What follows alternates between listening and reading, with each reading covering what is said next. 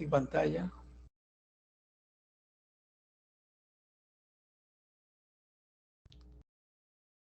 ¿Se ve en pantalla? Sí, doctor, sí se puede ver. Ok. Entonces, dentro de las hemorragias de la primera mitad del embarazo, ¿no? Tenemos nosotros, en primer lugar, o sea, si hablamos en orden de frecuencia, al aborto, con su amenaza de aborto y cualquier variedad de aborto.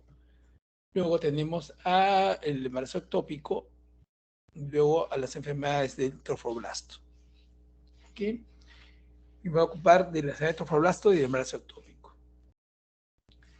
En cuanto a la enfermedad trofoblástica gestacional, en la que está incluida la mora hidatiforme, bueno, primero vamos a ver cuáles son los objetivos de la clase, vamos a ver la definición de la enfermedad trofoblástica gestacional, la frecuencia de las variedades de esta enfermedad, la definición de la neoplasia trofoblástica gestacional, su origen cromosómico, la epidemiología de la enfermedad trofoblástica gestacional, factores de riesgo. Vamos a ver la mole datiforme en su variedad completa, parcial e invasora, la neoplasia trofoblástica gestacional, lo que es el coriocarcinoma y el tumor trofoblástico citoplacentario, ¿no? De todos ellos vamos a analizar el cuadro clínico, el diagnóstico, el tratamiento y el seguimiento, ¿no? Al final vamos a dar unas conclusiones del tema.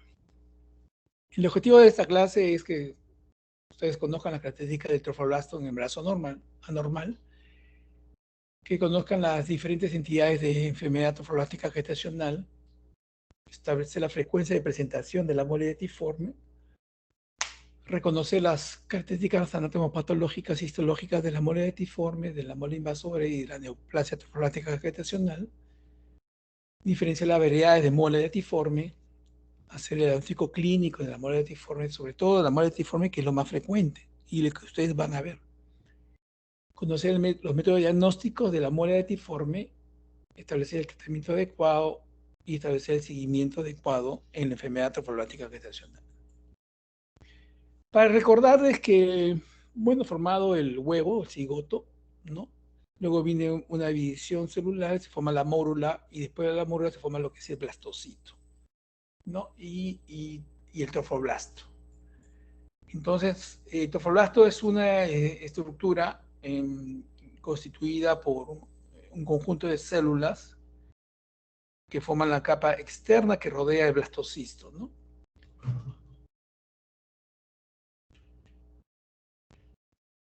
La capa externa que rodea el blastocisto, este es el blastocisto, ¿no? El término proviene de una voz griega que significa trofos, que significa alimentar, y de blasto, que se refiere a la célula germinal, ¿no? Embrionaria. Entonces, el trofoblasto va a ser la estructura que provee de, de alimentación de moléculas al embrión en desarrollo y va a facilitar la implantación en la pared uterina, porque tiene una gran capacidad de erosionar el tejido del útero, el endometrio. Y así se va a conseguir que el blastocisto pueda unirse a la cavidad uterina. Entonces, y de ahí va a absorber los nutrientes que provienen de la madre, de los fluidos que provienen de la madre, ¿no? Entonces, el trofoblasto cumple un papel importante en la implantación y en la placentación, ¿no? Ambos procesos van a ocurrir correctamente, porque van a estar mediados por una comunicación molecular entre los tejidos fetales y maternos, ¿no? Y esto va a estar mediado por hormonas, receptores de membranas, ¿no? Y finalmente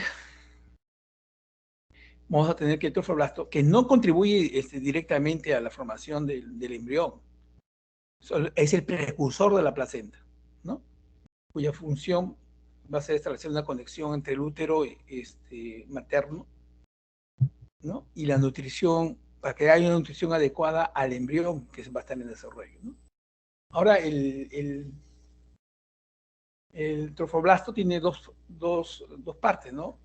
Una parte es la parte externa, que es el sincitio trofoblasto, ¿no? Que es la capa más externa. Son células que que no poseen límites intercelulares, ¿no? Pierden su membrana, ¿no? Entonces se le llaman sincitio, ¿no? Y por eso las células del sincitio trofoblasto se aprecian como multinucleadas, ¿no? Pero en realidad no lo son, solo que han perdido la membrana, ¿no? Y luego tenemos el citotrofoblasto, ¿no? El citotrofoblasto, que es la capa más interna del trofoblasto, básicamente son células irregulares, ovoides, ¿no? Con un solo núcleo,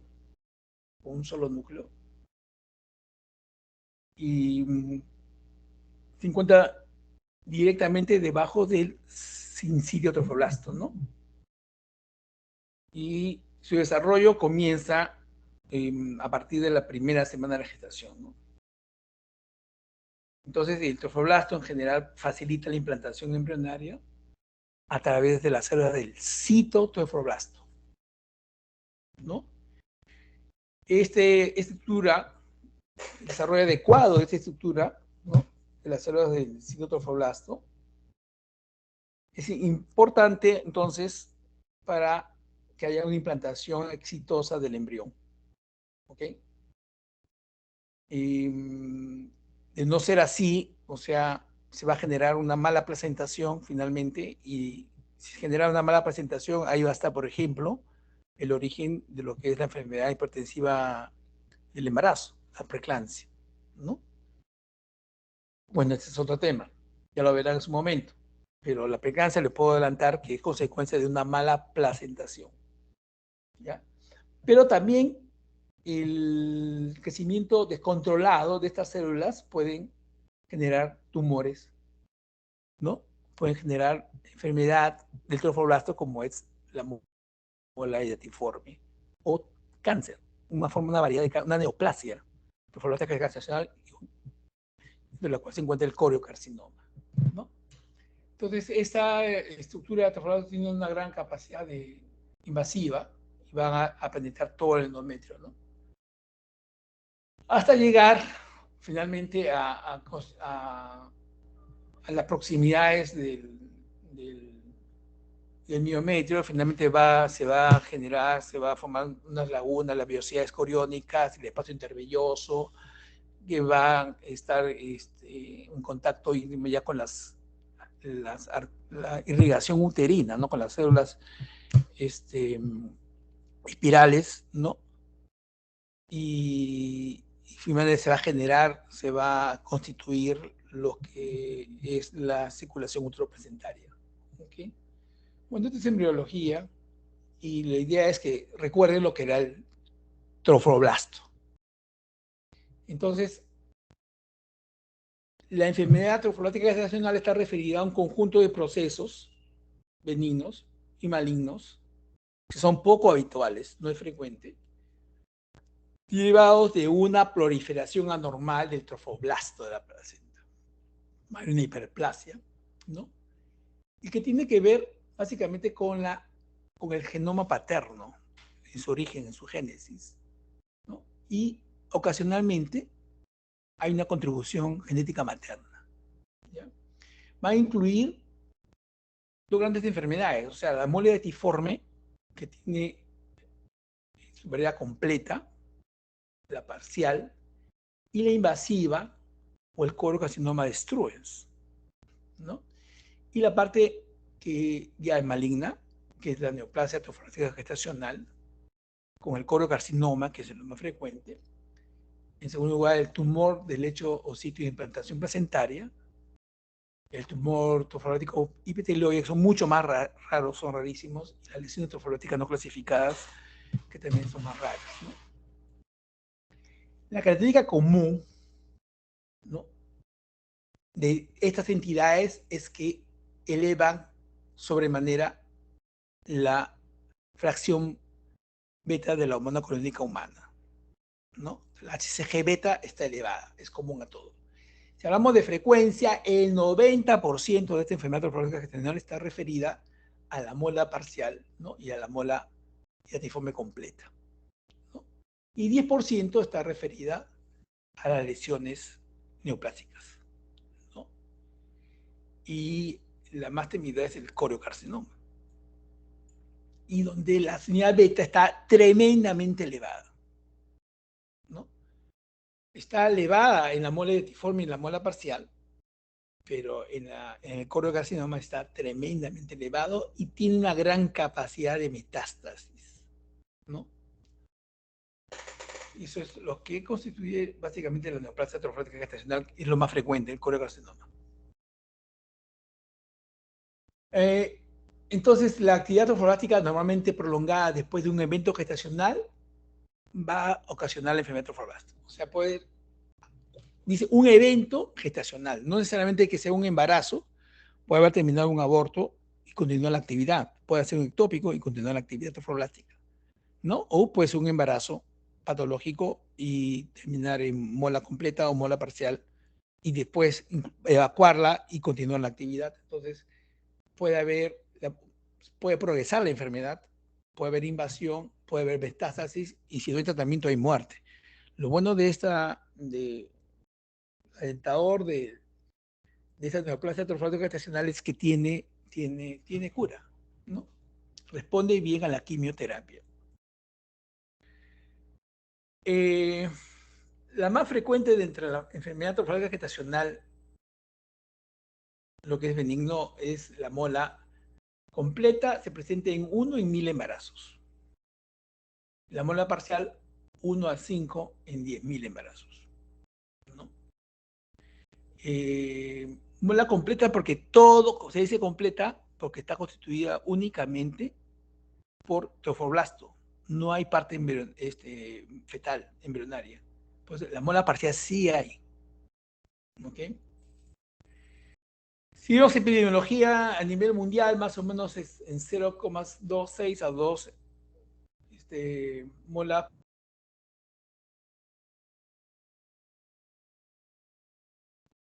En Chile, en Asia, sube en 1,4, 1,6 por cada 1000, ¿no? Chile y en el Asia 2 por 1000 embarazos. Entonces ya vemos que hay una diferencia entre si comparamos Estados Unidos y Europa y si comparamos con el hemisferio sur, ¿no? Si vemos específicamente en el Reino Unido, 1 a 3 por 1000 embarazos de mola hidatiforme completa y 3 en 1000 embarazos de mola hidatiforme, ¿no? El cáncer, como el coriocarcinoma, 1 en 50.000, ¿no? Entonces, está referido, acá hay un componente que tiene que ver con el nivel económico, no con el estado nutricional, con el sistema inmunológico. Por eso que hay esas diferencias, ¿no? Población mejor alimentada, ¿no? Entonces, con un sistema inmunológico más fuerte, se va a ver menor enfermedad de trofoblasto que en la población subalimentada, ¿no? Sobre todo si vemos, comparamos con América y dentro de América pues, vemos a América, al Caribe, ¿no? Vemos en el Perú cómo se comporta esto, ¿no? En el Perú todos sabemos que las estadísticas son malas. Pero bueno, hay algunos esfuerzos y, por ejemplo, vemos esa frecuencia en el Hospital Loaiza de 1 en 213 embarazos. María Auxiliadora 1 en 241, más o menos se conserva la tendencia. En el Instituto Materno Perinatal, que es la maternidad de Lima, 1 en 476 embarazos, ¿no? En Cayetano Heredia, 1 en 488, es un poquito más elevado en estos sitios. Y en San Bartolomé, mucho más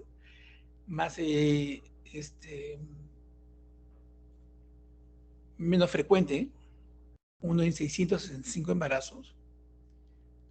¿Ok? En en el Hospital Cayetano Heredia, entre el 81 y 1990, vieron 113 casos de enfermedad trofóbica gestacional y 3 de colocarcinoma.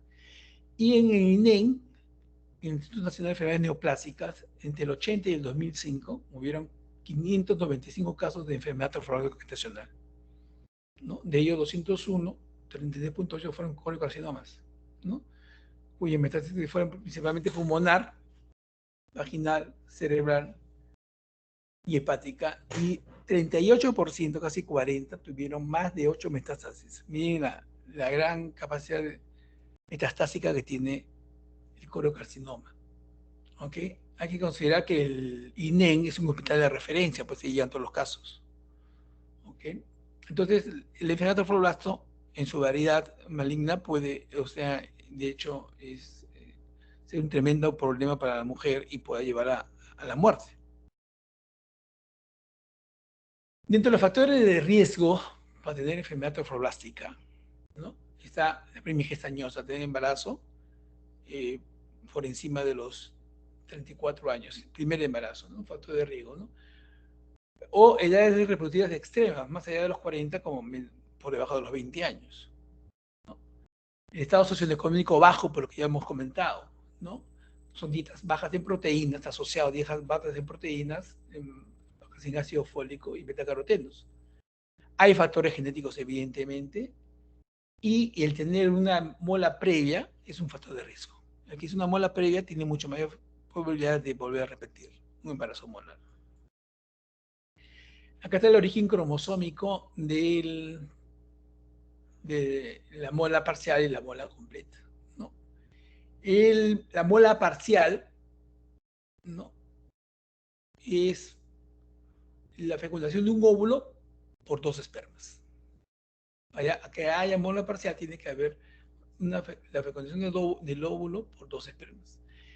En la mola completa, el óvulo debe estar vacío, no debe tener carga genética, más un esperma que se duplica. Ese es el 90%. También hay la posibilidad de un óvulo vacío más 2 espermas, ¿no? Que lo fecundan. Y ese es el 10%. Lo más frecuente es que sea un esperma que se duplica. Duplica su carga genética para compensar este óvulo vacío, ¿ya? El cariotipo de la mola parcial es triploide, ¿no? Puede ser 69XXX o 69XXY. La mola completa es diploide, 46XX o 46XY. ¿Ya? Histológicamente, en la mola parcial, fetodiometría fetales a menudo presentes. En la mola completa, ausentes. El edema de periodicidades es focal, es variable en la mola parcial, en la mola completa es difuso. La proliferación de trofoblasto es focal, moderada, en la mola completa es difuso, severa. La presentación clínica, la mola parcial generalmente termina en aborto. La mola completa, hay una gestación molar, y la gestación molar puede, si no se detiene, si no se diagnostica, puede avanzar y llegar a un embarazo a término. ¿Ya? Y esto ya no se ve porque ya existe la ecografía en todo medio y se diagnostica la mola completa, ¿no? Pero aún ahora en el medio rural puede darse el caso en provincia de las molas avanzan. Hemos tenido una mola el año pasado de 24 semanas, una mola completa, una mola que no terminó en aborto, no era completa, era parcial. Cosa rara porque supuestamente siempre se abortan, ¿no? Bueno, la etapa del aborto hasta las 22 semanas. Esta estaba por encima y así llegó. Y luego yo tuve la oportunidad en el año 1994, cuando yo era residente, ver en Revaliati un embarazo molar, una mola completa, a término de 37 semanas, con una altura uterina de 40 centímetros y todo eran vesículas. Era de Ayacucho la paciente, no la habían diagnosticado, la refieren cuando la diagnostican recién en Ayacucho, la sospechan y le envían ya para el manejo, ¿no? Recuerdo mucho que se estaba preparando la paciente para hacerle una histerectomía, sacar todo en bloque. Era una paciente añosa de 40, 41 años, ya con paridad completa, todo eso. Y me acuerdo que la cirugía estaba, digamos, planificada para, por decirles, un día jueves, y la noche anterior la paciente arranca trabajo y se viene la muela. Dilató rapidísimo y se va. Toda la muela salió por abajo. 5 litros de vesículas. 5 litros de vesículas. ¿No? Entonces, posteriormente ya se hizo, la paciente se le hizo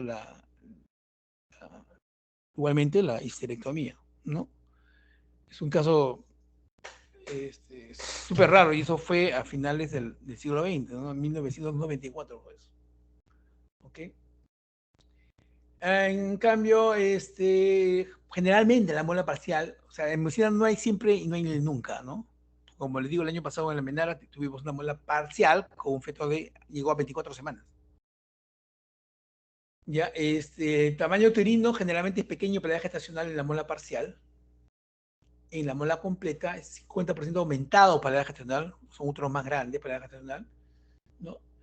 Los quistes en la muela parcial, los quistes tecaluteínicos, ¿ah? Son poco frecuentes, en la muela completa son 15 a 25%, un cuarto de los pacientes pueden tener quistes y a veces son inmensos quistes y producen dolor, son dolorosos. Las complicaciones médicas son poco frecuentes en la muela parcial, en la muela completa, ¿no? Son más frecuentes si la teoría uterina está por encima de las 14 a 16 semanas, ¿no? Cuanto más grande, la posibilidad, por ejemplo, de ver trombos, embolia es más frecuente, ¿ok? El riesgo de malignización en la muela parcial es 1 o 5%, en la muela completa el riesgo es mucho mayor, de 15 a 20%. ¿Okay? Este cuadrito es un cuadrito muy importante y lo tengan en consideración, ¿no? Entonces la muela hidatiforme, alrededor del 90% de las lesiones trofoláticas son muela completa, parcial o invasora, ¿no? Es benigno, pero con potencial de malignización. Es benigno, pero con potencial de malignización. Eso es muy importante tener en cuenta, ¿no? Para recalcarles cómo se forma una muela hidatiforme, ¿no? Ya hemos dicho que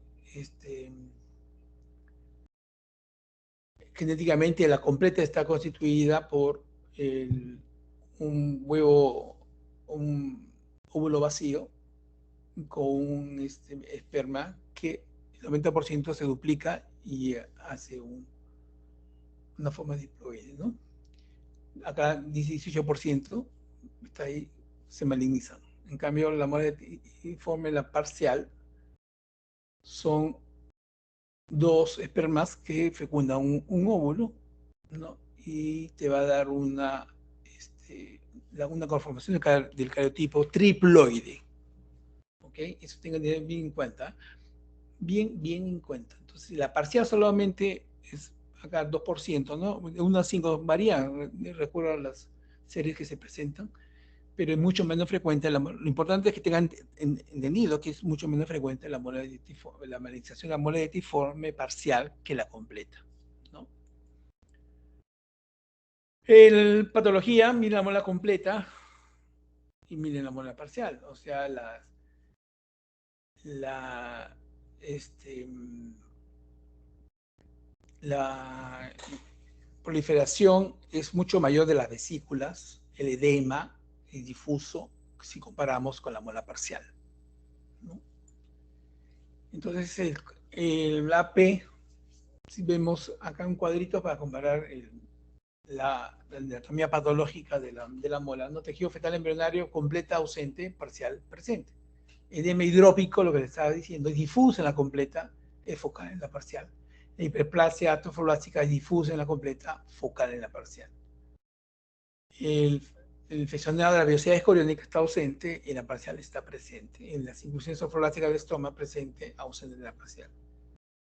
En el sitio de la implantación de trofoblasto hay atipia marcada, atipia moderada en la parcial, ¿no? El cariotipo 46XX, 46XI diploide, en el parcial es triploide, ¿no? Eso tiene completa, diploide, parcial triploide. El cuadro clínico, tamaño uterino mayor de lo esperado, en general 28%. Preeclampsia asociado 1%. ¿No? De hecho, una causa de la presentación de la preeclampsia, normalmente la preeclampsia se presenta después de las 20 semanas.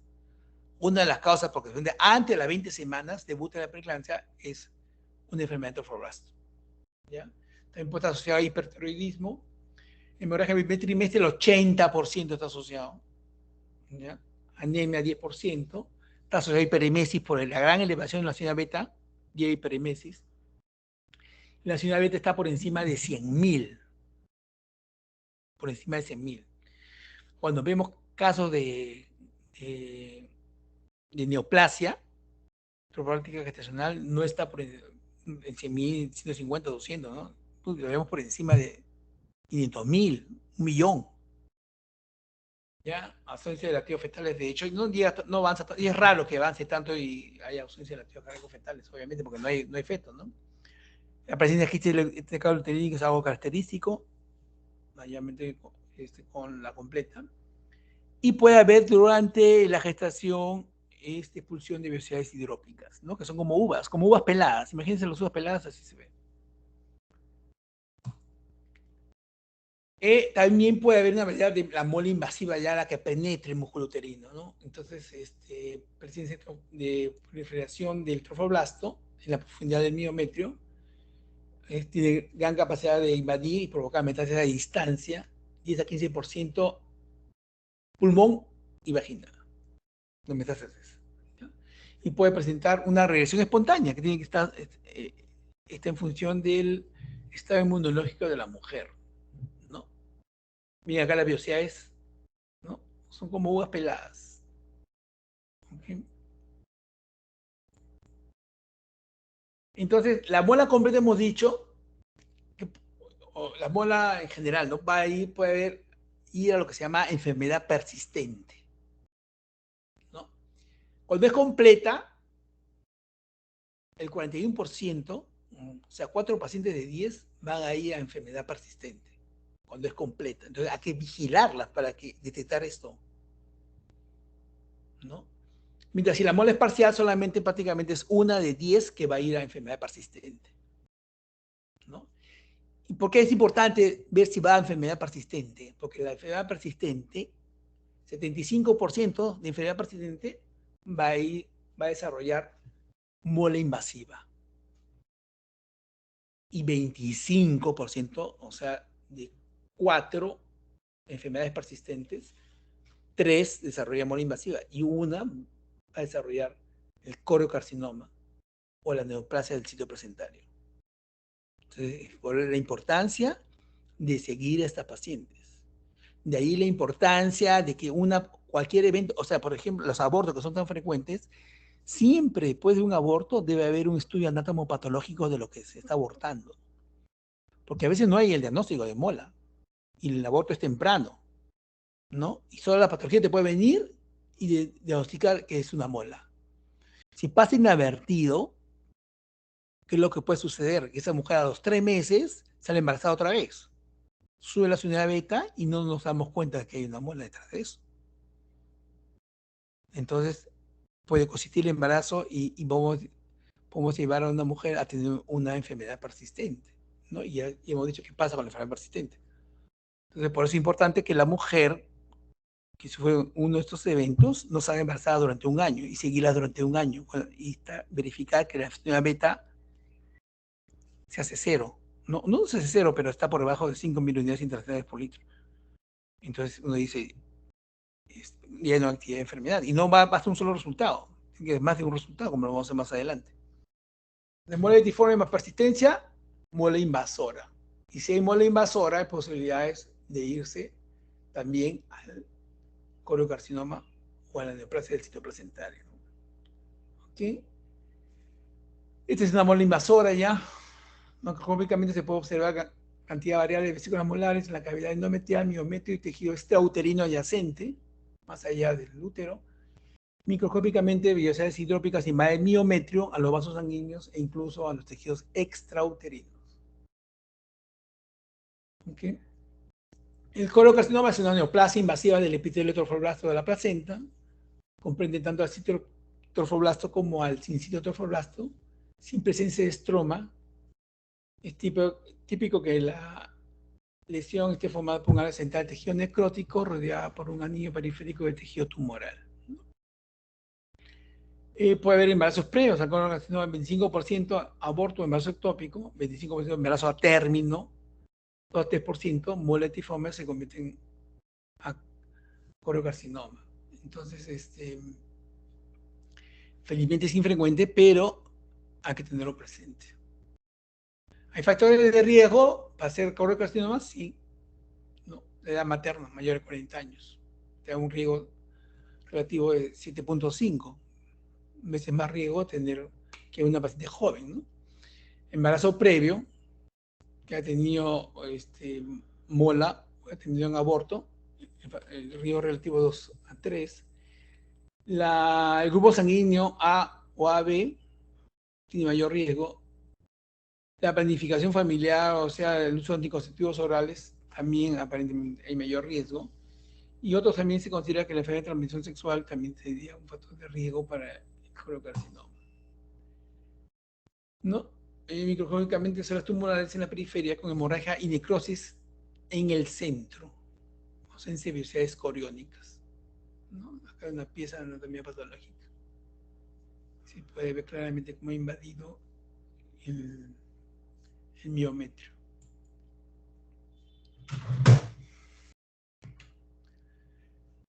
Cuadro clínico: sangrado transvaginal, dolor, masa palpable, rápido crecimiento uterino, sangrado postparto, ¿no? Metástasis, pulmón, en este orden de frecuencia: pulmón, vagina, sistema nervioso central, cerebro, hígado. ¿Okay? Este tumor es más raro, el tumor trofásico citoplacentario, poco frecuente, posterior a un embarazo a término o aborto no molar, incluso no molar. Bueno, la patología microscópicamente confinado al endometrio, miometrio y vasos, grupo de células que infiltran células musculares sin producir intensa necrosis, asemeja una endometritis sincitial, ¿no? Y aquí en la clínica lo más importante, bueno, hay amenorrea, sangrado uterino normal, crecimiento no del útero. La HCG beta, esto es importante, relativamente alta, diagnóstico pero el diagnóstico se hace por elevación del lactógeno placentario. Es característico del tumor trofoblástico del sitio placentario que se eleve el lactógeno placentario, ¿no? Es un tumor muy resistente a la quimioterapia, ¿ya? Entonces, ese es el tumor trofoblástico del sitio placentario, es característico, puede estar la HCG beta elevada. Lo importante, lo que diferencia del colocarcinoma es que el lactógeno placentario se eleva. Como siempre, el diagnóstico hay que integrar lo que es la historia clínica, el examen físico, el laboratorio, ¿no? con la bioquímica hepática, la química sanguínea, la HCG beta, el estudio de imágenes y el estudio histopatológico. ¿Okay?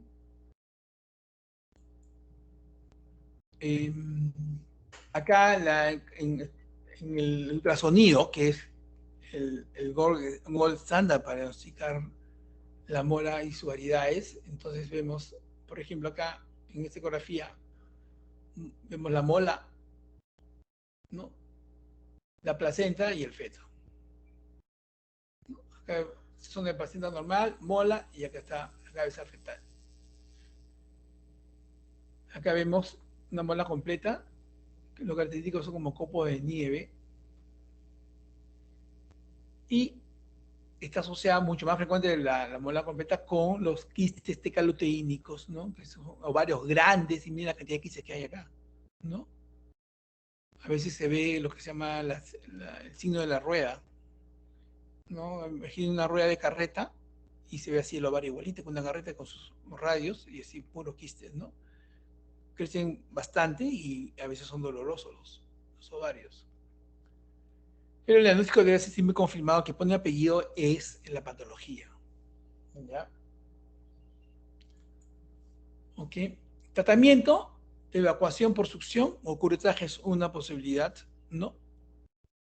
También la cirugía puede ser otra posibilidad y si hay enfermedad persistente, la quimioterapia. Clásicamente se decía que una mola por debajo del ombligo se evacúa, se succiona, o sea, se evacúa succionando la muela, cuando era por debajo del ombligo. El útero estaba por debajo del ombligo. Si el útero estaba por encima del ombligo, debería cirugía a histerotomía y evacuar por encima de él, ¿no? Esto está referido, o sea, porque estos evacuaciones son muy sangrantes, ¿no? Y hay que estar bien preparados, o sea, con sangre y todo, porque van a sangrar. ¿Ya? El preferible es la succión al curetaje. A veces también se hace curetaje, ¿no? Cuando el útero es pequeño, es más fácil hacer curetaje. Un útero por debajo, o sea, por debajo del pubis, son úteros pequeños. Y hay que cuidar con mucho cuidado porque el útero es muy reblandecido y fácilmente se puede perforar. A veces no se legra en una sola vez, si no se hace un legrado y después se tiene que volver a repetir. El legrado es insuficiente, ¿no? Y ahí, cuando el útero está por encima del ombligo, ya debe ser más seguro hacerlo por una histerotomía, ¿no? Ahora, a veces también se recurre a la histerectomía. Se saca el útero con la muela adentro, ¿no? Y eso va a depender de la paridad de la paciente, de la edad de la paciente. Si la paciente está por encima de los 40 años, hay que sacar el útero entero, con muela y todo, ¿no? O si es menor, pero la paridad está completa, ¿no? Y es una muela que ha llegado por encima del ombligo, ¿no? Eh, entonces, como he dicho, evacuación, succión y curetaje es úteros pequeños, succión por debajo del ombligo y curetaje se puede hacer con seguridad por debajo del pubis, que es el útero, o sea, que está intrapélico, mejor dicho. Ya la histerectomía, ya le dije de qué depende, ¿no? Depende de la paridad, depende de la edad de la paciente, ¿no? Y el tamaño del útero. ¿Cuáles son las complicaciones al vaciamiento uterino legrado, no? Hemorragia, va a haber 8% de las pacientes, hay un sangrado significativo, ¿no? La perforación uterina, 6%, ¿no? Y retención, postdilatación y curetaje, 68%. O sea, la mayoría hay retención de resto porque hay un temor para, para curetear un útero de una mola, porque fácilmente se perfora. Entonces, a veces no es suficiente una sola eh, dilatación y curetaje, ¿no? El seguimiento es buscar la normalización de la unidad beta. Eso es lo que se debe buscar, ¿no? Que más o menos se normaliza la unidad beta en 50 a 99 días. Entre 50 a 99 días. Entonces, semanal hasta niveles menores a 5 unidades por mililitro. Semanal, ¿no? Y tenemos que esperar que esto que se llama negativo, o sea, una HCG negativo cuando está por debajo de 5 miliunidades internacionales por mililitro. 3 mediciones negativas para decir, ya, se acabó, hasta que llegó el control, ¿no? Pero a pesar de eso, ¿no? Mensual debía mantenerse negativo por 6 meses. Por eso que el control es un año y hay que decir, la paciente no puede salir embarazada dentro del año. Porque si está dentro del año embarazada, no vamos a saber si se normalizó la unidad beta. Es importante eso para poder seguir y descartar o confirmar que hay una persistencia de enfermedad. Ahora, ¿en qué pacientes sospechar de presencia de neoplasia trofoblástica gestacional? ¿No?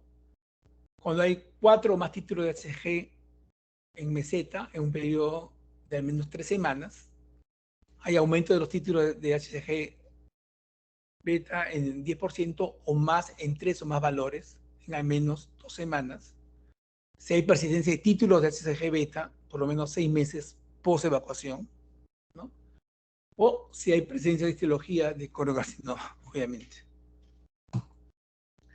Este es un cuadro, ¿no? En la que, en base a la edad, antecedentes gravídicos, al intervalo, de los, ¿no? Al tumor, el tamaño, al sitio de metástasis, el número de sitios de metástasis, la falla de quimioterapia o el nivel de afinidad beta, ¿no? Se hace una puntuación, ¿no? Esto lo ha hecho el Comité Conjunto Estadounidense del Cáncer, ¿no? Entonces uno establece que bajo riesgo está entre 0 a 6 puntos y alto riesgo para hacer neoplasia mayor o igual a 7 puntos, ¿no? Considerando estos parámetros. ¿Ok? Ya esto ya se lo estoy poniendo como cultura porque esto es básicamente ya manejo de especialistas.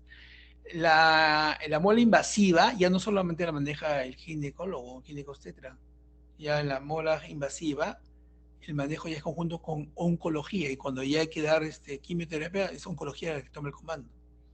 ¿Ok? Pero se lo pongo para que tenga cultura del tema, ¿no?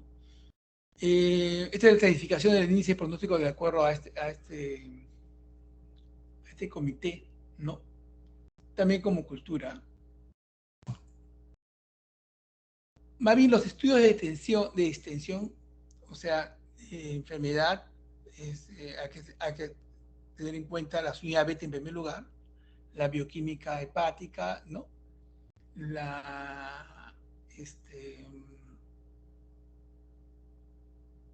la bioquímica hepática, las pruebas de función renal y la radiografía de tórax, la radiografía de tórax, la tomografía de tórax, la ecopélvica, la tomografía o resonancia de cráneo, ya es para buscar extensión de enfermedad.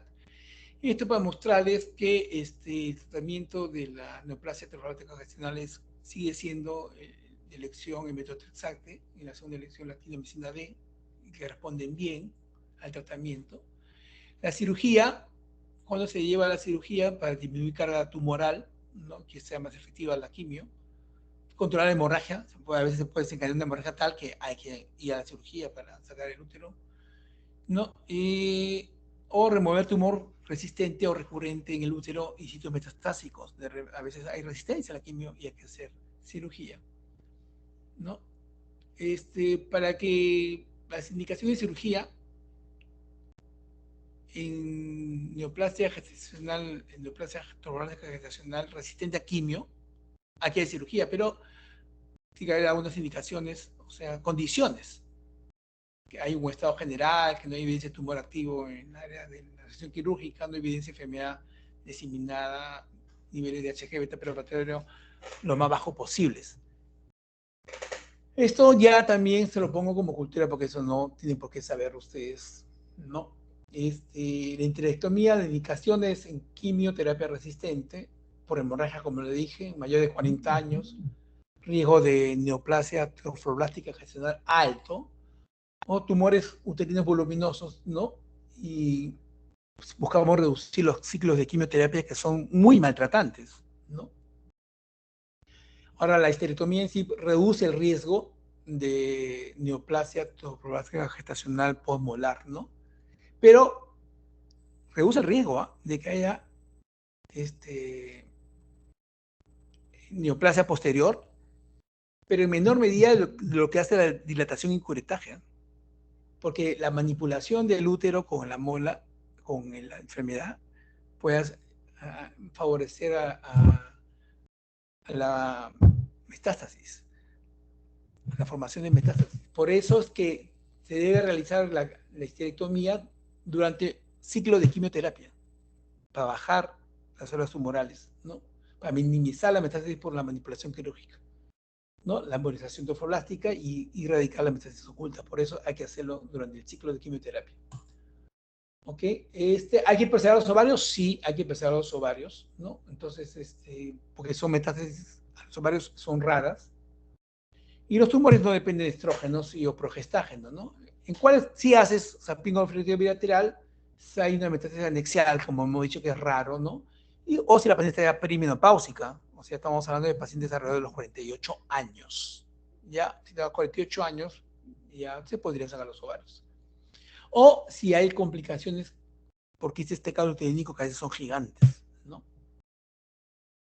Ahora, no necesariamente es bilateral, puede dejarse un ovario y solo estiparse uno solo, ¿no? La distribución de metástasis, eso sí deben saberlo, ¿no? Lo más frecuente es pulmón, pulmón. Y en segundo lugar, acá aparece, no es el sistema nervioso, la vagina. El tercero es sistema nervioso central, hígado, abdomen, riñón, huesos, cerebro, suprarrenales.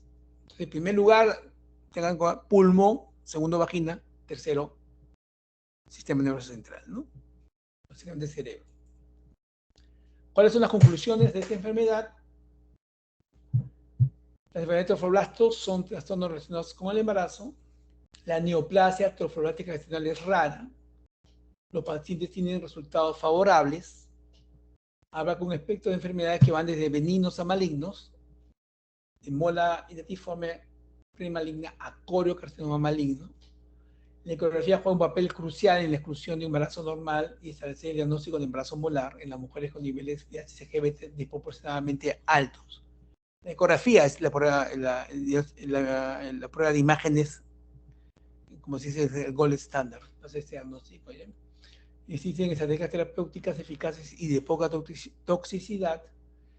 No hay prueba de pronóstico para identificar a los pacientes que van a necesitar tratamiento después de una evocación de una mola. No hay, solamente el seguimiento, como se ha dicho. El seguimiento de la LGBT es esencial y nos permite alcanzar tasas de supervivencia del 90 al 100 95 al 100%. O sea, felizmente, esto se cura. ¿Ya?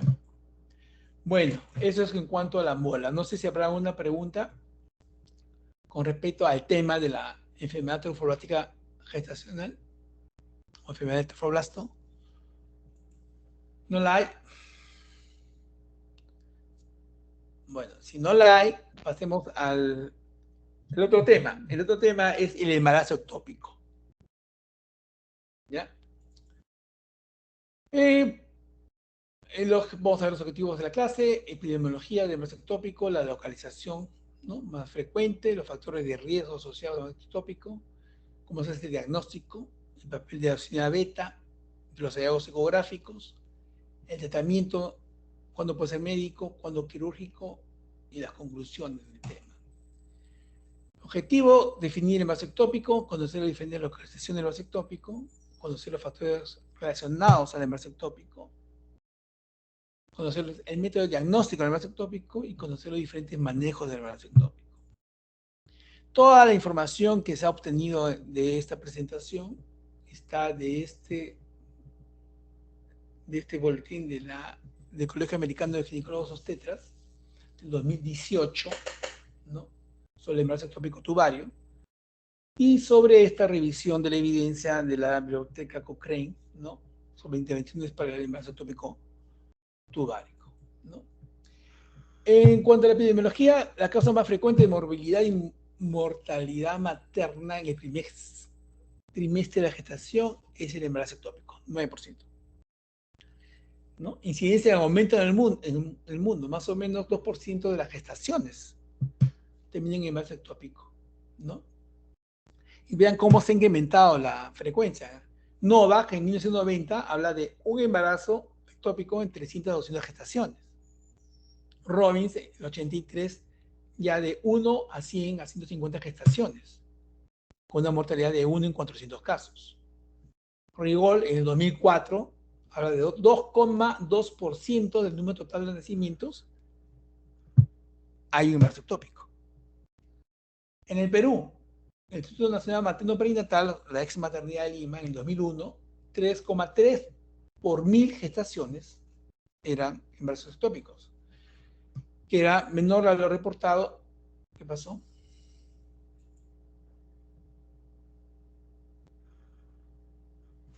Porque se me fue la...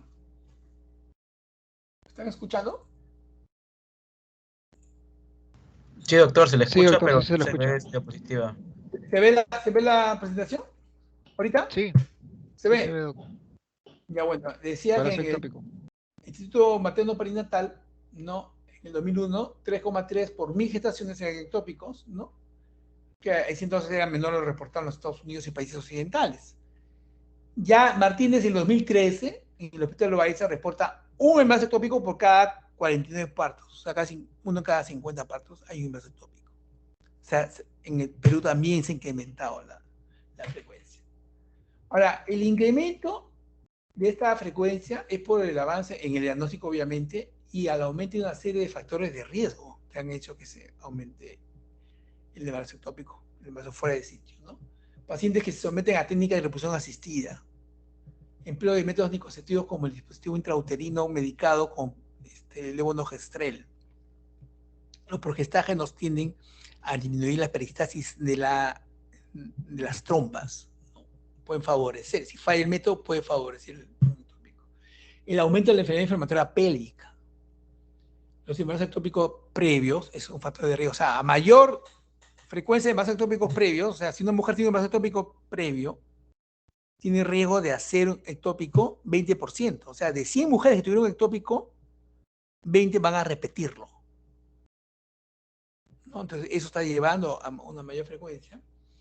La cirugía abdominal previa, especialmente si es tubárica, y la esterilidad misma, y no está referida, o sea, porque la esterilidad está referida, asociada a pruebas de diagnóstico y tratamientos para terminar con esa esterilidad, y eso puede llevar a trastornos en la trompa. ¿Okay? Por ejemplo, una paciente que tenga una endometriosis severa, con oclusión tubárica de fimbrias, pues decirles no, llevan a un tratamiento de infertilidad, a una cirugía para permanecer las trompas, todo eso. Y efectivamente se lleva y se puede, con microcirugía, permeabilizar las trompas. Pero la manipulación o todo eso, el canal, la luz de la trompa, a veces está permeable, pero no lo suficientemente permeable para permitir el retorno del huevo fecundado. Entonces, lo que pasa es que el espermatozoide pasa solo por la luz tubaria, fecunda, y cuando retorna ya en huevo, ya no pasa. Y entre comillas se atora. Y se genera el ectópico. ¿Okay? Es una real emergencia y una de las cosas más importantes de abdomen agudo en ginecología. En cuanto a la localización, el 95 a 96% es tubario. 95 a 96% es tubario. Y dentro de la trompa, el 70% es ampular. Pero también puede haber en el istmo 12%, en la fimbria 11%, o intersticial o cornual en el cuerno 2 a 3%, ¿no? Fuera de la trompa, ¿no? Puede haber en el ovario 3%. Puede haber ectópico cervical, huevo que se implanta en el canal cervical, menos del 1%. Últimamente se está viendo, por la alta incidencia de cesárea, por la frecuencia de cesárea se ha incrementado tremendamente, y se ve ectópico en la cicatriz de la cesárea previa, también es menos del 1%, ¿no? Y abdominal, 1%. Abdominal, 1%, ¿no? Es bien infrecuente, lo he visto solamente en mis casi 30 años en la especialidad. Solamente una vez, y ha sido recién hace un par de años, un embarazo ectópico abdominal, y que llegó como a las 22 semanas. Se diagnosticó tardíamente y estaba era abdominal, ¿no? Y bueno, felizmente todo terminó bien. O sea, obviamente se interrumpe el embarazo, ¿no? Se diagnostica y se interrumpe el embarazo. ¿Ok? En los factores de riesgo, hemos dicho lesión tubárica previa por la EPI, tratamiento de infertilidad, embarazo ectópico previo, el dispositivo intrauterino, el uso de DIU, edad mayor de 35 años, el tabaquismo, anticonceptivos orales, fracaso de la anticoncepción de emergencia, ¿no? ¿Por qué? Porque la anticoncepción de emergencia se hace con progestágeno, pues, precisamente, ¿no? Y alta dosis. El levonorgestrel, y como he dicho, interfiere con el peritlastismo de la trompa. Y puede hacer que el embarazo, el huevo se detenga en su trayecto. Y el parto por cesárea, le hemos dicho por qué. Porque en esta cicatriz se está viendo con más frecuencia en los últimos años por la alta cantidad de cesáreas previas que tienen las mujeres, de cesáreas anteriores. Estamos viendo embarazo en la cicatriz, ¿no? Que es un problema. Es un problema porque generalmente esos embarazos hay que interrumpirlos. Porque si no se interrumpen y crecen, finalmente, ¿no? Al igual que el cervical también puede terminar en esterectomía y el cornual también. Acá les dejo este cuadrito para que vean el factor de riesgo, o sea, alto, moderado y bajo, ¿no? De acuerdo a la patología, para que tengan una idea. El diagnóstico, es importante recordar que el embarazo ectópico cursa inicialmente sin clínica. Inicialmente no hay clínica porque el embarazo ectópico, ¿cuándo es que comienza a molestar? Alrededor de la 8ª semana de embarazo. ¿Por qué? Porque se rompe alrededor de la 8ª semana. Entonces a las 7 semanas de repente empieza el dolor. Pero antes de eso no hay nada, ¿no? Entonces, el diagnóstico se basa en los siguientes puntos, ¿no? En primer lugar, la anamnesis. Generalmente hay 6 a 8 semanas de, de ausencia de la regla, ¿no? O sea, de FUR, ¿no? No hay antecedentes de uso de métodos anticonceptivos, o sea, la mujer puede estar embarazada, y también puede haber antecedentes de tratamiento de infertilidad, ¿no? En la clínica, bueno, la menorrea, el dolor abdominal, el dolor abdominal que puede ser la fosa ilíaca, en alguna de las fosas ilíacas, o también puede haber dolor en el hipocondrio derecho y en la espalda. Cuando ya hay dolor en el hipocondrio derecho en la espalda, no solamente es en el bajo vientre, entonces hay que sospechar que ya se complicó. Y duele, ¿por qué? Porque la sangre se va al espacio sufrénico, la sangre es bien irritante y produce dolor. Entonces, cuando ya hay dolores en esos niveles, ya está complicado. Y también hay metrorragia, un sangrado normal, intrauterino, ¿no? A la exploración, cuando vamos a examinar, hay dolor en la fosa ilíaca, como hemos dicho. Cuando está complicado, puede haber Bloomer positivo. Cuando hay sangre en la cavidad, ya hay signos peritoneales, Bloomer es positivo. Y también puede haber signos de shock. Está roto, de repente la paciente llega chocada, ¿no?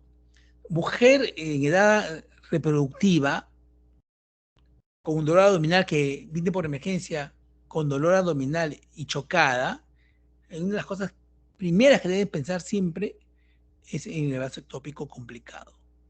Ahora, si tiene sangrado vía vaginal, dolor, shock, ectópico. Pero a veces eso se olvida. Y eso ha pasado hace un par de años. Una paciente había llegado por dolor abdominal por medicina. Comenzaron a estudiarle que apendicitis, como siempre, ¿no? Porque no sangraba. Pasaron las horas, de pronto la paciente se choca, va a shock trauma. Y en shock trauma, ahí recién oye, pasen la voz al ginecólogo. Nos pasan la voz, oh, la paciente estaba chocada, estaba con la catéter central, todo eso, abdomen distendido, ecógrafo, un mar de líquido, de sangre. Es ectópico. Y eso fue como a las 3 de la tarde, estaba de guardia, 3 de la tarde, entre 3 y 4 fue más o menos, y la paciente había llegado a las 8 de la mañana. Esa paciente de milagro no se murió. Por eso, paciente en edad reproductiva, con dolor abdominal, sangrado vía vaginal, basta esas dos cosas para pensar en ectópico. Ahora, si no hay dolor, sangrado vía vaginal, hay dolor abdominal, chocada la paciente, con taquicárdica, hipotensa, hay que sospechar en esto. Hay que hacer el dosaje de la señora beta, es importantísimo. La ecografía transvaginal, el gold estándar para diagnosticar es la ecografía. Y ya no se hace, pero en provincia podría hacerse, ¿no? La punción del saco de Douglas, a través del fondo vaginal posterior, ¿no? El fondo vaginal posterior, cuando yo sospecho que es ectópico, la paciente está distendida, hay dolor, todo, yo pienso que está sangrado, entonces hay dolor incluso en el hipocondrio derecho, eso es sangre. Entonces, se punza el fondo vaginal posterior que comunica con el Douglas, ¿no? Y se extrae y sale sangre.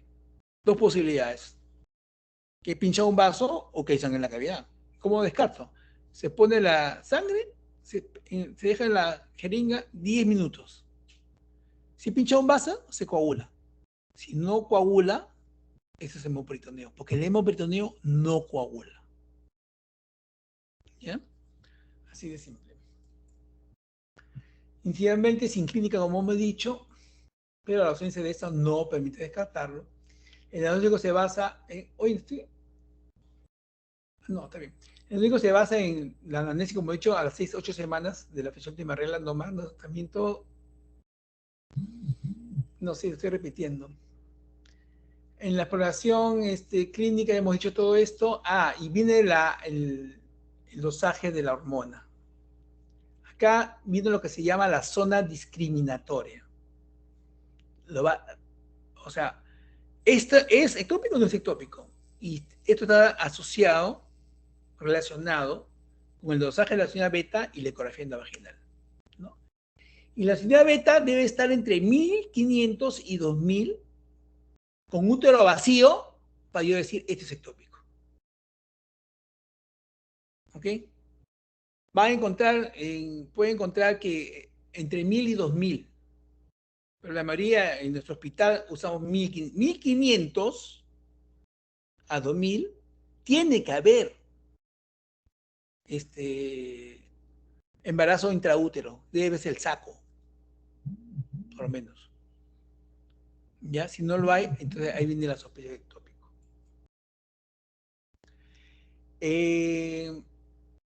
Eso es lo más importante para el diagnóstico certero del ectópico. ¿Ya? Toda paciente con determinación positiva de HCG beta, ¿no? En la que después de 5 o 6 semanas de menorrea, la ecografía transvaginal no evidencia gestación intrauterina, debe ser objeto de controles para confirmar o descartar el embarazo ectópico. ¿Ya? Ojo. El nivel de discriminación con ecografía transvaginal para detectar una gestación intrauterina oscila entre 1500 y 2000. Beta-HCG, BT-HCG, ¿no? Ante valores superiores sin imagen, mira, si está por encima de esto, sin imagen intrauterina, ¿no?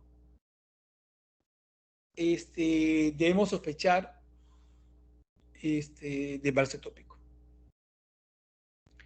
Entonces, ahora, otra posibilidad puede ser que sea un embarazo, un aborto, ya se abortó y la mujer no se ha enterado, no se ha dado cuenta que ha abortado, ¿no? Porque a veces pasa eso, ¿no? Como hay sangrado, ahí se vino el saco y no se vio. Entonces, ahí viene la duda. Y por eso es que hay que tener en cuenta la combinación de esta ecografía intravaginal y la determinación seriada de HCG beta. ¿Ya? Esta combinación te da una sensibilidad de 96%, una especificidad de 97% y un valor predictivo de 95%. ¿No? ¿Qué significa un valor predictivo de 95%? Lo más importante cuando tú valoras una prueba es que la combinación de estas dos pruebas te diagnostica 95 patrones de embarazo ectópico, de variedades que combina esta prueba, la va a captar. Entonces, cuando tú tienes una prueba que tiene sensibilidades por encima del 90%, especificidad encima del 90% y valor predictivo positivo por encima del 90%, es una excelente prueba. Y en este caso, es la combinación de la ultrasonografía transvaginal y la unidad beta. Acá hay que tener en cuenta lo siguiente. En el estudio de la señal beta seriada, si yo tengo la duda, si puedo yo esperar, o sea, ¿es ectópico o no es ectópico? Estamos en 1500 y la paciente no tiene saco, no tiene dentro del útero, ¿no? Y no tengo masa. Pero si yo veo masa, una masa en los anexos, entonces ese es ectópico. Pero no veo masa. A veces es el caso de eso, ¿no? Su unidad beta 1600 no hay masa, pero tampoco hay dentro del útero. ¿Es un aborto o es un ectópico? El 85% de los embarazos intrauterinos viables, la concentración de beta-HCG aumenta por lo menos un 66% cada 48 horas durante los primeros 40 días. Entonces, ¿qué significa? Que tú haces una ansiedad beta y deja pasar 2 horas. Y a las 2 horas, si la vegetación está evolutiva, tiene que incrementarse por lo menos 66%, ¿no? Solo el 15% de los embarazos viables tienen tasas de crecimiento menores a este umbral. Es lo menos. Entonces yo, si más del 76%, digo, este es ectópico. Espero otros 2 días y sigue incrementando más del 66%, confirmo. Por eso la señora beta ni es seriada. ¿Ya? El aumento mínimo registrado en una gestación intrauterina viable fue de 53% cada 48 horas. Entonces, si lo hago seriado, no se me va a pasar el ectópico. Ahora, el aumento mínimo en 48 horas para terminar una gestación viable es del 53%. Y el mínimo descenso en 48 horas para decir que ya se abortó, porque si es abortado, la ciudad beta no va a subir, tiene que bajar. ¿Ya? Entonces, para un aborto espontáneo, cada 48 horas el descenso mínimo debe ser de 21 al 35%. O sea, en vez de subir, baja entre el 21 y el 35% de nivel. ¿Ok? Entonces, aumentos o descensos más lentos sugieren un embarazo ectópico. O sea, si encuentro que baja menos de esto, ¿vale? Entonces no es espontáneo, sino es ectópico. Esa es la idea. La combinación ahora, eso es en el caso solamente de embarazo de útero vacío y ausencia de masa. Entonces viene la duda, solamente esa nada más. Porque si el útero está vacío, pero si hay masa y su unidad beta por entre 1500 a 2000, ese es ectópico. Zona discriminatoria, el saco gestacional puede ser detectado por ecografía en pacientes con valores a partir de 800. ¿Ya? El valor a partir del cual la mayoría de las instituciones deberían detectar un embarazo intrauterino si existiera, está fijado en 1500 a 2000. De hecho, en 1500 a 2000, si es intrauterino, tiene que verse ya un saco dentro del útero. Por lo que la ausencia de saco gestacional intrauterino con valores por encima de 2000 es muy sugestiva de embarazo ectópico. La ausencia de embarazo intrauterino por ecografía con valores por debajo de la zona discriminatoria son compatibles con una gestación intrauterina precoz, un embarazo ectópico o un embarazo no viable. ¿Ya? Eso si es que está por debajo de la zona discriminatoria. O sea, si la señora beta está 1000, es obvio que puede ser normal que no haya gestación dentro del útero, que no la vea con la ecografía. Es una posibilidad, que es una gestación temprana. La otra posibilidad, que es un aborto. ¿Ok? ¿Hay hallazgos ecográficos? Mire, puede solamente verse un endometrio engrosado, como se ve acá, 17.84 milímetros. No se ve útero. Y yo a su unidad beta, ¿cuánto está su unidad beta? 2000. Y veo esto, ya debía haber un saco acá adentro. Entonces, si no lo hay, entra en las sospechas de un ectópico. ¿Ok? Entonces, hay que asociarlo también a la clínica. Si la paciente refiere dolor en uno de los anexos, es ectópico. Hay que buscar con el ecógrafo qué pasa con los anexos. Entonces, en los anexos yo puedo encontrar, como acá, una masa. Miren acá una imagen anicogénica central y una imagen, un halo ecogénico alrededor. Si esto yo veo con el endometrio engrosado y una unidad beta de 1500, obviamente este es un ectópico. Y con dolor en fosa ilíaca correspondiente, es un ectópico. Ahora, si yo veo una masa anexial con vesícula vitelina en su interior, ya es ni hablar, es cantado que es un ectópico. Y a veces se ve la masa anexial con un embrión en su interior. Y encima a veces se ve con latidos. Entonces, y ahí no hay ninguna duda, es un ectópico no complicado. A veces se ve lo que se llama pseudosaco. Esta es una imagen dentro del útero, pero este no es un saco. Por eso usted va a escuchar en las ecografías tempranas que se dice verdadero saco gestacional. Porque el verdadero saco gestacional debe tener doble halo ecogénico. Acá hay un solo halo. El doble halo te lo da la reacción decidual. Ese es un verdadero saco. Este es un pseudo saco y eso es característico del ectópico. ¿Okay? También se puede utilizar el Doppler y se puede ver lo que se conoce como el anillo de fuego. Pero el cuerpo lúteo también puede dar anillo de fuego. La diferencia está que el ectópico tiene una velocidad alta. Eso lo marca el equipo. Y una resistencia baja.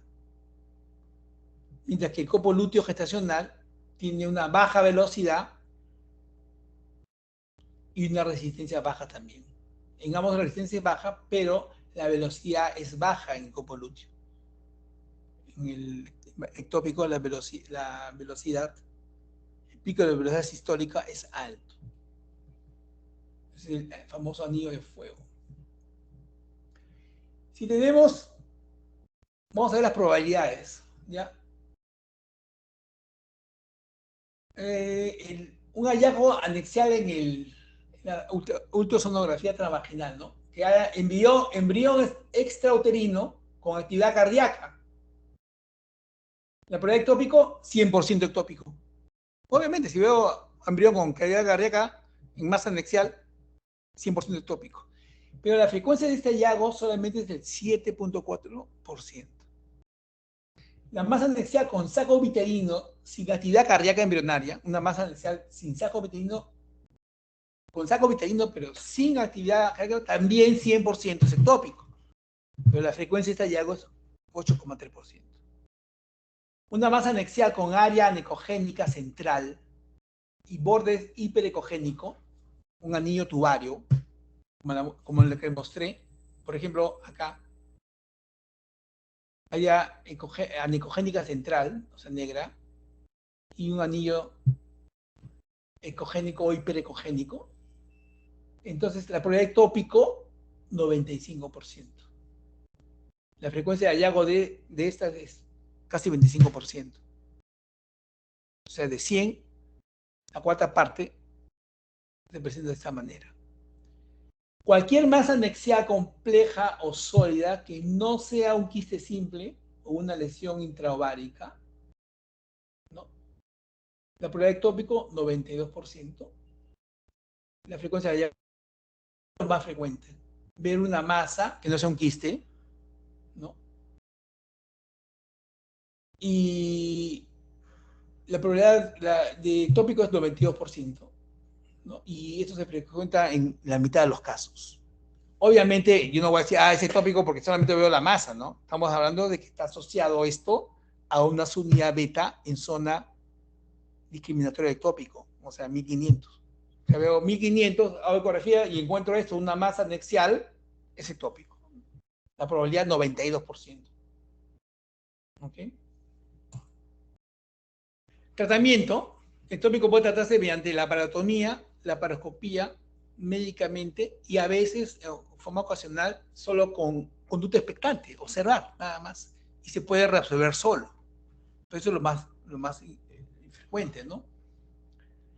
Entonces, el tratamiento se acabará a las condiciones clínicas y a los futuros al futuro deseo o los deseos futuros de fertilidad de la paciente, ¿no? La conducta expectante es una opción en pacientes asintomáticas clínicamente estables con diagnóstico ecográfico de embarazo ectópico y valores séricos de ACG beta descendentes. O sea, comienza a bajar, bajar, bajar. Ya el diagnóstico ectópico y baja, baja, baja. No hay dolor, está estable la paciente y observo. ¿ya? Aunque tiene una recomendación de grado C. El tratamiento médico va a depender de la esterilidad hemodinámica, ¿no? De la presencia de masa anaxial no rota y ausencia de contraindicaciones para el tratamiento médico, porque vamos a usar metotrexate. Entonces, si la paciente puede recibir metotrexate, entonces es tributaria de tratamiento médico siempre y cuando la masa anaxial no esté rota y haya estabilidad hemodinámica. ¿Cuáles son las condiciones para el tratamiento médico de ectópicos? Estabilidad hemodinámica, no hay evidencia de rotura o hemorragia intraabdominal, masa menor o igual 3 centímetros de diámetro, ausencia de actividad cardíaca en ecografía, valores de unidad beta menores a 5000, no hay contradicciones para el uso de metotrexato en la paciente, consentimiento informado que el paciente esté de acuerdo con el procedimiento, y también hay que tener en cuenta que hay una certeza de que se puede realizar un adecuado seguimiento y control de la paciente. En nuestro medio esto no funciona ambulatoriamente, porque el acceso al hospital, pues hay pacientes que vienen por decir de Chosica, ya es complicado. Por eso cuando hacemos tratamiento médico, nosotros mantenemos a la paciente hospitalizada, pues. Y la paciente puede estar 2 semanas hospitalizada, 2 semanas y sale bien. ¿Ok? Y la recomendación es de grado B. Un criterio de eso que no se cumpla y no puede ser tratamiento médico. O sea, la masa es mayor a 3 centímetros, no puede ser tratamiento médico. Todo cumple, pero la señora Beta está en 7000, ya no es tributario de tratamiento médico. 7% de los tópicos tratados médicamente presentarán una ruptura tubárica durante el periodo de seguimiento. 7%, ¿no? Ahora, 75% experimentará un dolor abdominal, o sea, sigue con el dolor ahí. Pero la señora Beta se comienza a bajar, y el paciente está estable, ¿no? Hemodinámicamente. Acá están las contraindicaciones para el metotrexate. Los dejo. Cuáles son absolutas y cuáles son relativas. O sea, si hay alguna de estas, la paciente no puede recibir metotrexate, ¿no? Bueno, que tenga un embarazo intrauterino. Eso se puede dar en qué condición, en lo que se llama embarazo heteroectópico. O sea, un embarazo, tiene uno intrauterino y tiene uno fuera del útero. O sea, es un gemelar, pero uno está dentro del útero y el otro está fuera del útero. Ya, yo en mis casi 30 años en esta especialidad no he visto nunca un embarazo heterotópico. Nunca. ¿Ya? Si se da el caso, entonces no podríamos darle tratamiento con metotrexate porque mataríamos al feto que está intrauterino, ¿no? ¿Okay? Y así hay otras indicaciones como evidencia de inmunodeficiencia, por ejemplo, ¿no? O anemia moderada, severa, ¿no? Leucopenia, trombocitopenia. Es una serie de sensibilidad al metotrexate, enfermedad pulmonar activa, ¿no? Enfermedad úlcera péptica activa y no puede recibir metotrexate. Y así por el estilo. El protocolo de administración, miren, básicamente lo que deben saber, es lo que les voy a decir ahorita, que se debe administrar una sola dosis, es de 50 miligramos por metro cuadrado de superficie corporal, intramuscular. Una sola dosis. Y con eso es suficiente. En algunos casos, infrecuentes, se utilizan hasta 2 dosis. ¿Ok? Entonces, lo que debe tener en su cabeza es que es una sola dosis, una monodosis de metotrexate de 50 miligramos por metro cuadrado de superficie corporal. ¿Ok? Acá hay otras indicaciones, ya es un manejo especialista. Les voy comentando de que el uso de metotrexate, por ejemplo, en el Seguro Social, solamente lo puede hacer el oncólogo. Nosotros tenemos interconsulta en oncología, lo que no sucede en otros hospitales. En Loaiza, por ejemplo, los ginecólogos obstetras pueden indicar esa dosis de metotrexate y no pasa nada. En el Seguro Social no es así, solamente los oncólogos. Vía interconsulta, ellos se encargan. Metotrexate puede producir alteraciones gastrointestinales, elevación de enzimas hepáticas, alopecia, caída de pelo o neumonitis. Una vez tuvimos un caso de una paciente con una sola dosis y le fue re mal, le fue a la paciente. Re mal le fue. Entonces, eso también hay que tenerlo indicado, o sea, bien escrito en el consentimiento informado, para que sepa la paciente lo que puede pasar. O sea, no me dijeron. Yo no pensé que iba a ser así. Si la paciente firma, bacán. Si no firma, tendrá que ir a la laparotomía o a la laparoscopía. Quirúrgico va a depender de la intensidad hemodinámica, de si hay síntomas de masa rota, ectópica rota, o con indicaciones o fallas para el metotrexate. O sea, falló el metotrexate, tiene que ir a tratamiento quirúrgico, ¿no? O hay una contraindicación para el metotrexate. Se optará por tratamiento, preferentemente tratamientos quirúrgicos en los siguientes casos: pacientes con clínica Hg beta de mayor a 3000, masa anexial mayor o igual a 4 centímetros y hemoperitoneo mayor a 50-100 centímetros cúbicos, imposibilidad de un buen control ambulatorio y con contraindicación para el tratamiento médico. El abordaje laparoscópico para el tratamiento de embarazo tubaríco en pacientes hemodinámicamente estables es preferible a la laparotomía. O sea, la laparoscopía en pacientes estables. Recomendación grado A. El tratamiento ectópico en presencia de inestabilidad hemodinámica, o sea, pacientes chocadas, ¿no? Que se han chocado y le han estabilizado, debe tratarse por el método más expeditivo, mediante la laparotomía, o sea, abierta, ¿no? Recomendación de grado C. ¿Cuál es el argumento en contra? Es que hay cirujanos laparoscopistas experimentados que pueden resolver estos casos, siendo complicados, los pueden resolver por vía laparoscópica. Y en verdad yo lo he visto, ¿no? Porque rápido lo pueden hacer. Pero si vas a resolverlo, vas a demorarte para hacerlo, olvídate. Y si el sigue sangrando, la idea es cerrar el caño así. Entonces, y ahí depende el cirujano de conocer sus habilidades, ¿no? La recomendación general es que estable la paciente, no complicado, laparoscopía. Tópico roto, el principio general es laparotomía. Acá vean este es el útero, este es el ovario, este es la trompa y acá está el ectópico en la trompa.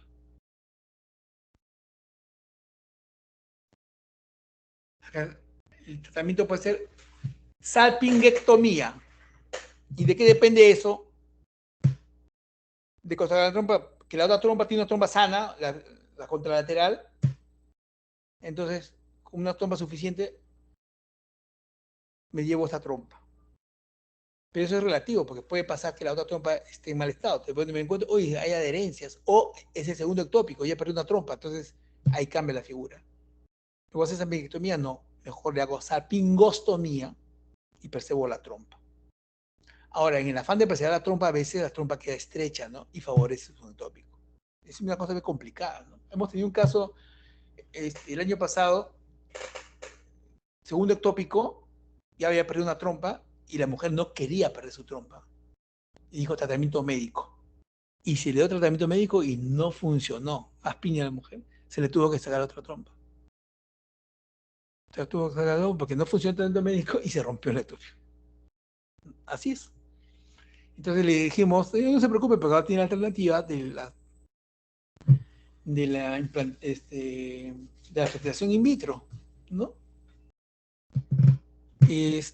Lamentablemente, eso no cubre el seguro, ¿no? Ningún seguro cubre, ni privado ni seguro social, ¿no? Entonces, el costo de una transferencia embrionaria más o menos varía entre 15.000 a 30.000 soles, ¿no? Y eso no lo tiene cualquiera. Miren acá como el ectópico está roto.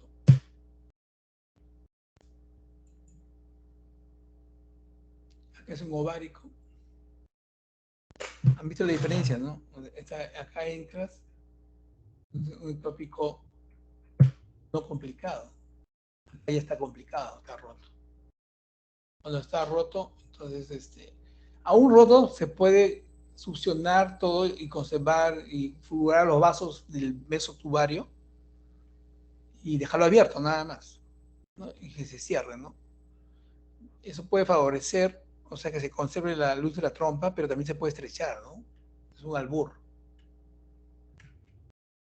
Es un ectópico tubario en la trompa. Acá lo que le decía, ¿no? Salpingectomía versus salpingostomía. Va a depender del estado clínico de la paciente su deseo futuro de fertilidad y grado de daño de la trompa. En presencia de una trompa colateral sana, no hay evidencia clara de que la salpingostomía deba usarse preferentemente a la salpingectomía. Recomendación de grado B. La salpingostomía laparoscópica debe considerarse como tratamiento primario en el embarazo ectópico en presencia de una enfermedad tubárica contralateral, ¿no? Y deseo de fertilidad futura. O sea, si la trompa contralateral está buena, me puedo llevar esta trompa. La otra no está buena o ya no hay trompa, debo preservar esta trompa. Hay que explicar a la paciente las consecuencias de preservar la trompa también, ¿no? ¿Ok? Cuando se practica una salpingostomía como tratamiento del embarazo ectópico, debe realizarse un seguimiento para el control y tratamiento del trofoblast persistente mediante determinaciones séricas de beta-HCG y ecografía endovaginal. O sea, si se conserva, se evacúa en la trompa, hay que seguir a la paciente en cuanto a las medidas de HCG beta, porque siempre hay que considerar, es un evento de embarazo y puede haber un embarazo que haya sido molar fuera de la trompa, fuera del útero, perdón, en la trompa. Entonces hay que estar seguro que se va a inactivar la unidad beta. Hay que estar seguro. ¿Okay?